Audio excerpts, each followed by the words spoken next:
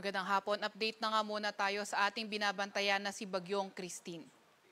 Ito ang si Christine ay kaninang alas 4 ng hapon nasa may coastal waters na ng Santa Lucia, Ilocos Sur. Ito ay nagtataglay ng lakas na hangin na 95 kilometers per hour malapit sa sentro at bugso na abot sa 145 kilometers per hour. Ito ay kumikilos sa direksyong kanluran ng mabagal. Ito ang si Christine ay nananatili pa rin sa severe tropical storm category.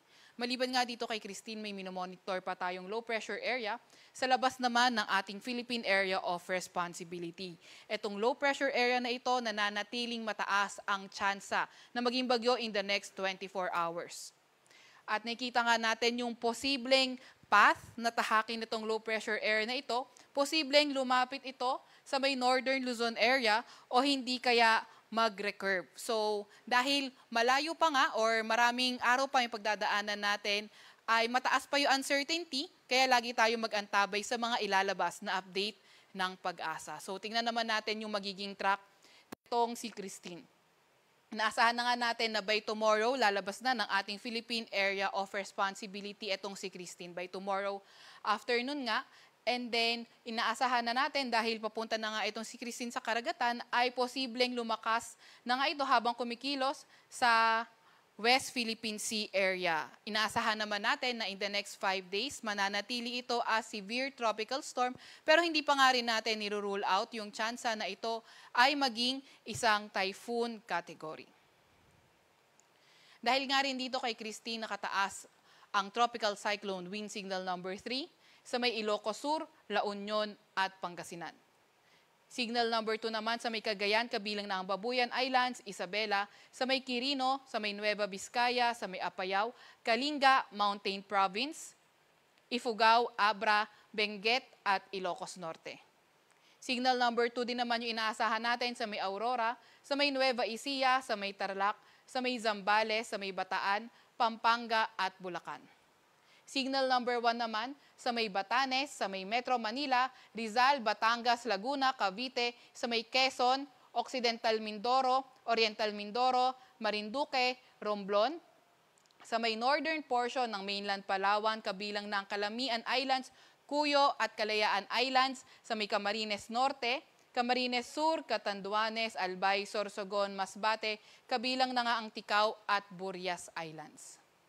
Signal number 1 din sa may Aklan, sa may Capiz, Antique, kabilang ng Caluya Islands, Iloilo, Bantayan Islands, Northern Samar at ang northern portion ng Samar. So, lagi tayong mag-update at para sa mas detalyado impormasyon, nasa may website naman ito makikita.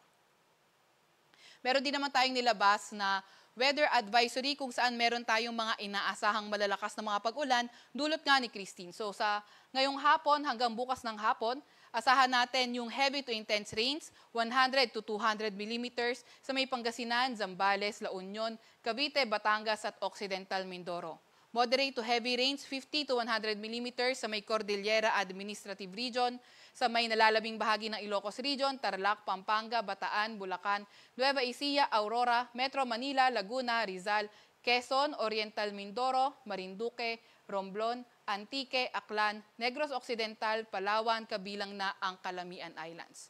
By tomorrow naman, heavy to intense rains sa Pangasinan, Zambales at La Union at moderate to heavy rains naman sa nalalabing bahagi ng Ilocos Region, Bataan, Antique, Aklan at Negros Occidental.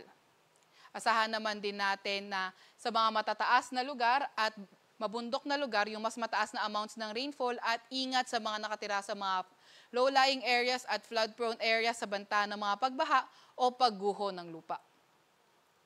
Asahan din naman natin for today yung bugso ng mga malalakas na hangin sa areas outside wind signal area. So, ibig sabihin, sa buong bansa, posible yung bugso ng mga malalakas na hangin. Sa Friday naman, sa Mimaropa, Bicol Region, Visayas, Dinagat Island, Surigao del Norte, Northern Mindanao, Zamboanga Peninsula, Barm, Socsargen at sa may Davao Region. Meron din tayong nakataas na gale warning dito sa may Batanes, northern coast ng Cagayan, kabilang na ang Babuyan Islands, Ilocos Norte, sa may Ilocos Sur, La Union, Pangasinan, sa may Aurora, sa may Zambales, Bataan, sa may Cavite, Batangas, Lubang Islands, Isabela, eastern coast ng Cagayan, Quezon, kabilang na ang Polillo Islands sa may Metro Manila, Bulacan, Occidental Mindoro, Palawan, kabilang na ang Calamian, Cuyo at Kalayaan Islands, pati na rin sa may Cagayan Silio. So, yung ating mga kababayan, kung maaari ay huwag muna tayong pumalaot dahil magiging maalon hanggang sa napakaalon ng karagatan sa areas na yan.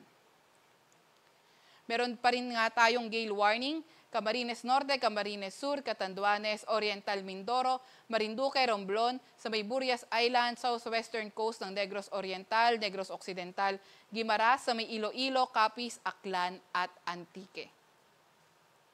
Meron din naman tayong storm surge warning sa may Aurora, sa may Cagayan, sa may Ilocos Sur, sa may Isabela, sa may La Union, Pangasinan at Zambales. Sa detalyadong impormasyon, bisitahin lang ang aming website, pag-asa.dosc.gov.ph. Under tropical cyclone, may kita natin yung forecast storm surge. So, itong mga area na to, kailangan mag-ingat tayo sa mga storm surge. At yan naman muna yung latest kay Bagyong Christine. I-follow at i-like ang aming